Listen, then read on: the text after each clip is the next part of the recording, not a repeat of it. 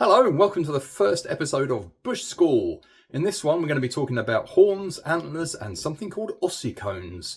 If you don't know the difference or you're wondering what on earth this is all about, have a look. This was filmed on our recent group trip to Zambia. This is my good friend James Duncan-Anderson who knows everything about everything in the bush. Enjoy. So your deer will have antlers and our impalas have horns. Do you have any idea what that actually means? Some fall off, some don't. Partial, yes. So a horn, or so all African naturalized, so natural antelope species, all of them have horns. We have had deer in far north of Africa being introduced, but they're obviously not native to Africa. So horns are a bone structure that comes from the skull and rises up through there, so it grows through to a point in their life when they're an adult, and then it will slow down, but they will carry on growing at a very slow rate. But it's bone covered in keratin, and it's always singly branched. It's always one single form.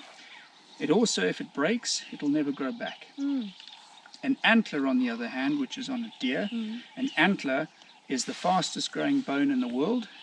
It is always branched, so you will have things coming off, and it is bone covered in velvet and shed seasonally. So when the males come into their rut season, a huge amount of testosterone build up, and then the horn, or the antler, will then grow. Whereas with our antelope species, they grow through their life to become the ultimate thing is then to be able to challenge and fight. These little ridges on there are also important. The ridges on here is not, the idea of fighting is not to kill your opponent, it's to outlast them. It's basically an arm wrestle. So these ridges lock, so with the other ones, and then it's an endurance fight. It's about showing your endurance. The females want the strongest males that can last longer and be the strongest within the group. So by killing everyone, it's not really the focus of it. Yes, they do get killed. This is very sharp. If they get it wrong, they can kill each other. But it isn't the ultimate thing. The main thing is about that skill of getting the better of your opponent and outlasting them. And that's why a lot of these come on. The kudu is famous for, have you seen kudu before, the spiraled horns? There's famous ones of them fighting, the horns getting locked, the other either breaking its neck and they're falling, and then the poor guy that wins, he can't get out and often dies stuck to his opponent. And it is because of this lock system that they have. And then you get one different. When you go to Luangwa, you will see the giraffe, and they have on their head an ossicone. An ossicone is something very different. So it is a sort of style of horn, but it grows the wrong way. As a baby giraffe, as they come out of the mother, they have this little black tuft. Inside there is cartilage. The cartilage will go down. It grows the wrong way. It goes towards the skull.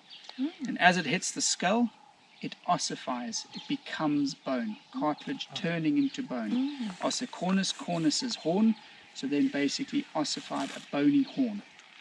And then as it hits the skull, it spreads over, and then you have this little structure on the top. So it's not actually correctly termed a horn, because a horn grows like this. An ossicone goes the wrong way, basically. And then something quite cool here. See this little thing happening, starting? Nothing is ever laid to waste in the bush.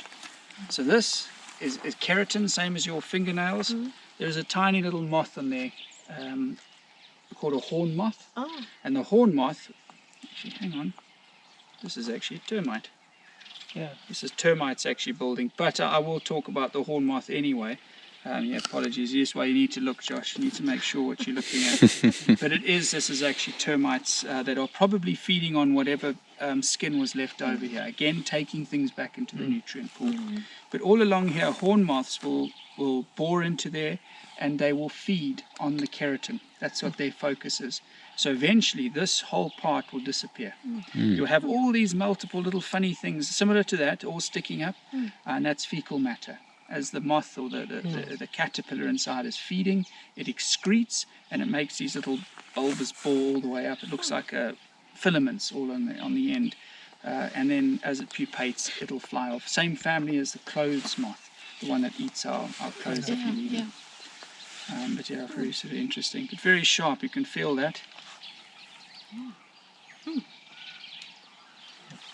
Very, very, very sharp. Yeah. So some impala will break a horn, and then, you know, unicorn, they have learned how to fight with a single horn, and then it can be dangerous, because then they can obviously straight in and kill their opponent. But yeah, it isn't the ultimate goal, but it does happen. Yeah. You see, this guy's obviously been fighting a lot of damage on the horn.